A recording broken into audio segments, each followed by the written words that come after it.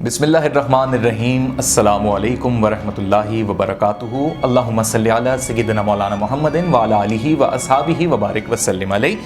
آج کے اس پروگرام الرحیق المختوم کی 5ویں قسط میں ہم ذکر کریں گے حضور اکرم صلی اللہ علیہ وآلہ وسلم کی ولادت باسعادت کے بعد حضور اکرم صلی اللہ علیہ وآلہ وسلم کا قبیلہ بنی سعد میں رہنا۔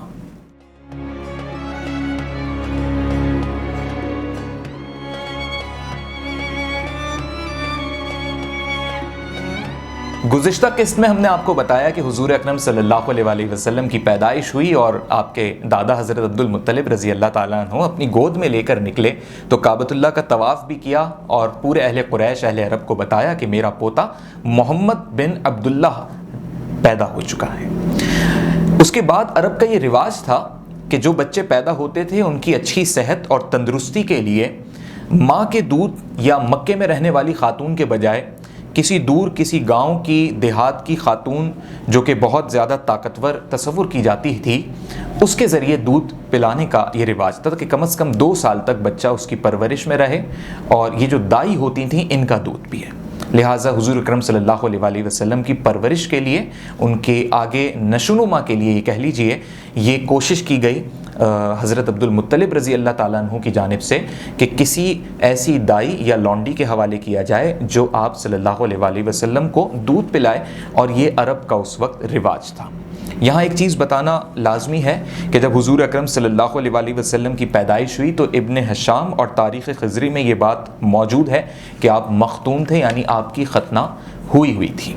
حضور اکرم صلی اللہ علیہ وآلہ وسلم کو سب سے پہلے ابو لہب کی لونڈی تھی جس کا نام صوبیہ تھا، اور بعد میں چل کے آپ نے اسلام قبول کیا تو آپ تاریخ میں حضرت صوبیہ رضی اللہ تعالی عنہ کے نام سے جانی جاتی ہیں۔ سب سے پہلے حضور اکرم صلی اللہ علیہ وآلہ وسلم کو جو دودھ پلایا وہ حضرت صوبیہ رضی اللہ تعالی عنہ نے پلایا۔ آپ نے چند دن حضور اکرم صلی اللہ علیہ وآلہ وسلم کو اپنا یہ دودھ پلایا تھا۔ اسی دوران یہ ہوتا تھا کہ ہر ایک سیزن کے بعد، کچھ مہینوں کے بعد، مختلف قبائل کی جو خواتین تھیں وہ تشریف لاتی تھیں، وہ آتی تھیں اور وہ ایسے بچوں کو جن کی ابھی پیدائش ہوئی ہے ان کو اپنے ساتھ لے جاتی تھیں۔ اسی طرح بنی سعد نامی ایک قبیلہ تھا، اور اس قبیلے سے یعنی قبیلہ بنی سعد بن بکر کی ایک خاتون تھیں، ان کا نام تاریخ میں ہمیں حلیمہ ملتا ہے۔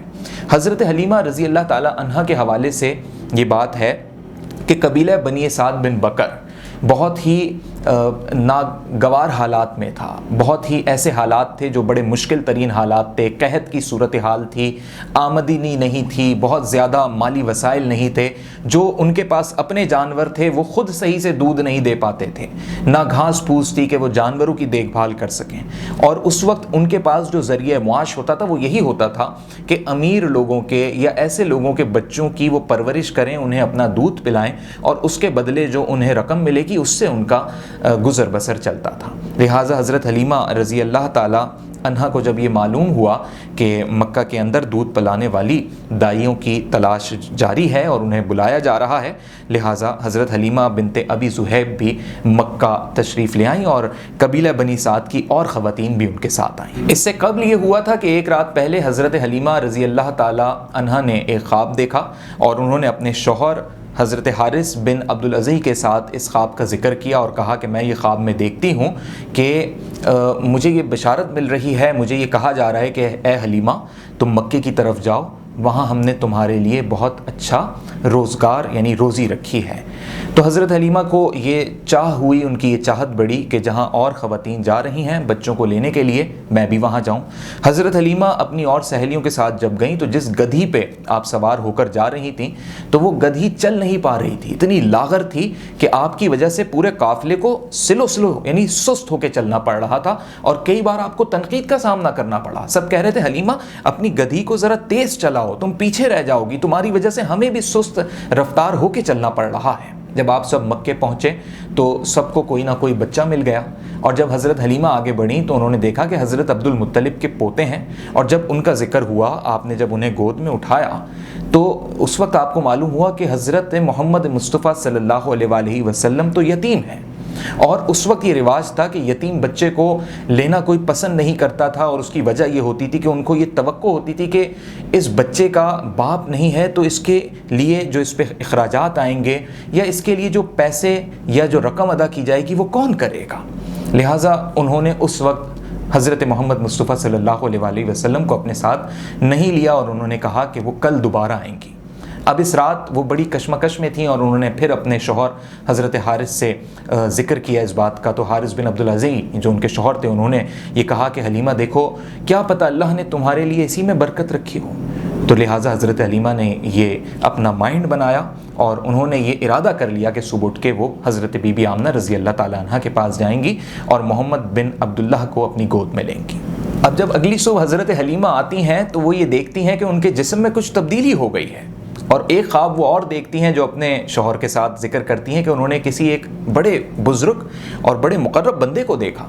और उस मुक़र्रब बंदे ने, यानी उस नेक शख्स ने, और वो कोई फ़रिश्ता भी हो सकता है, ये वो ख्वाब बता रही हैं कि उस ख्वाब में उन्होंने हज़रत हलीमा के जिस्म पर हाथ रखा और उसके बाद हज़रत हलीमा रज़ी अल्लाह ताला अन्हा जो बहुत कमज़ोर थीं, लाग़र थीं, उनकी छातियाँ एकदम भर जाती हैं। अम्मा हलीमा रज़ी अल्लाह ताला अन्हा तवाना हो जाती हैं, सेहत पकड़ लेती हैं। और जब वो हज़रत आमना रज़ी अल्लाह ताला अन्हा के पास आती हैं तो बड़ी खुशी के साथ हुज़ूर अकरम सल्लल्लाहु अलैहि वसल्लम को जैसे ही अपनी गोद में लेती हैं तो हुज़ूर अकरम सल्लल्लाहु अलैहि वसल्लम दूध पीने लगते हैं। हज़रत हलीमा फरमाती हैं कि हुज़ूर अकरम सल्लल्लाहु अलैहि वसल्लम ने इतना सैर हो के दूध पिया और दोनों जानिब से पिया, यानी उन्होंने अपना पेट भर के दूध पिया। और इससे पहले वो ये फरमाती हैं कि मेरी ये हालत नहीं थी, मेरी ये हालत में जो तब्दीली आई, ये तब्दीली मैंने ख्वाब में देखी कि जन्नत का कोई शख्स मेरे पास आया है, वो कोई फ़रिश्ता है और वो ये कहता है कि हलीमा तुम्हें मैं तवानाई दे रहा हूँ, तुम्हारे अंदर शीरी शामिल हो रही है, तुम्हारे अंदर ये दूध शामिल हो रहा है। और फिर हुज़ूर अकरम सल्लल्लाहु अलैहि वसल्लम के पास जब आती हैं तो गोया अल्लाह की तरफ से अम्मा हलीमा रज़ी अल्लाह ताला अन्हा को जो ये तोहफ़ा मिला, जो सेहत मिली, जो तवानाई और क़ुव्वत मिली, ये सब हुज़ूर अकरम सल्लल्लाहु अलैहि वसल्लम की बदौलत हुआ।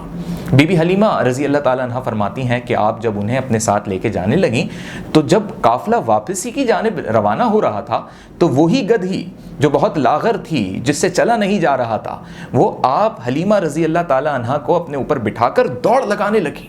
और आपकी तमाम तर सहेलियाँ कहती हैं कि ए अबू ज़हब की बेटी, क्या हो गया अचानक तुम्हारी गधी को। तो ये हुज़ूर अकरम सल्लल्लाहु अलैहि वसल्लम की बरकत थी। आपके बच्चे यानी हज़रत हलीमा रज़ी अल्लाह ताला अन्हा के जो बच्चे थे उनमें अब्दुल्ला एक का नाम था और एक बहुत ही आपकी बेटी जो कि आपका लख्ते जिगर थी और हुज़ूर अकरम सल्लल्लाहु अलैहि वसल्लम की दूध शरीक बहन है, उनका नाम शीमा था। तो आप फरमाती हैं कि मेरे बच्चों की भी हालत जो थी वो बेहतर होने लग गई। पहले उन्हें खुराक के मसाइल थे, वो खुराक के मसाइल ख़त्म होने लग गए। गोया कि आपके जानवर भी बेहतर होने लग गए, आपका अहलो अयाल, आपके बच्चे भी बेहतर होने लग गए और ये सब हुज़ूर अकरम सल्लल्लाहु अलैहि वसल्लम की बरकत से होने लगा। 2 साल के लिए हुज़ूर अकरम सल्लल्लाहु अलैहि वसल्लम बनी साद चले गए और हज़रत हलीमा रज़ी अल्लाह ताला अन्हा की गोद में रहे और आपकी परवरिश में रहे और आप रज़ी अल्लाह ताला अन्हा ने हुज़ूर अकरम सल्लल्लाहु अलैहि वसल्लम का अपनी औलाद से बढ़कर ख़याल रखा। आज की इस किस्त में हमने यहाँ आपको बताया कि किस तरीके से हुज़ूर अकरम सल्लल्लाहु अलैहि वसल्लम हज़रत हलीमा रज़ी अल्लाह ताला अन्हा के पास पहुँचे और 2 साल तक आप उनके पास रहे। इन्हीं 2 सालों में क्या ऐसा होता है कि हुज़ूर अकरम सल्लल्लाहु अलैहि वसल्लम की मोहब्बत में हज़रत हलीमा रज़ी अल्लाह ताला अन्हा सरशार हो जाती हैं और क्या बरकतों के वो मनाजिल हैं जो अगली किस्त में हम आपको बताएंगे। और अगली किस्त में हम आपको शक्के सदर का भी वाक़या बताएंगे कि हुज़ूर अकरम सल्लल्लाहु अलैहि वसल्लम का सीना चीरा गया, आप सल्लल्लाहु अलैहि वसल्लम के सीने में से दिल को निकाला गया और क्या ये वाक़या था, ये हम आपको अगली किस्त में बताएंगे। और ये बनी साद में जब हुज़ूर अकरम सल्लल्लाहु अलैहि वसल्लम थे उसी दौरान पेश आया। इस वाक़े की बयान करते हुए कोई गलती, कोई लफ्ज़ या कोई अंदाज़ मेरा इस जानिब हो जो गलती में आता हो तो मैं अल्लाह के हुज़ूर माफ़ी का तलबकार हूँ। अस्सलामु अलैकुम व रहमतुल्लाह।